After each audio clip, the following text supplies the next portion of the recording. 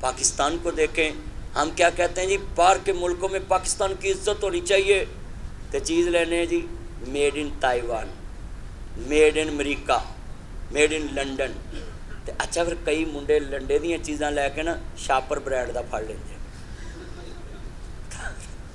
بھی تاں کو ویک کے آ کے بھی بڑی برانڈ دی چیز لے کے آئے۔ بھائی آپ پاکستانی بنیں، آپ جتنے بیٹھے میرے سمیت، آپ چیز لیں تو میڈ ان پاکستان، بولی بولیں تو میڈ ان پاکستان، لباس پہنیں تو میڈ ان پاکستان، کسی خاص کر کے تقریب میں جائیں تو میڈ ان پاکستان، آپ کوئی چیز بنائیں نقشے والی تو میڈ ان پاکستان۔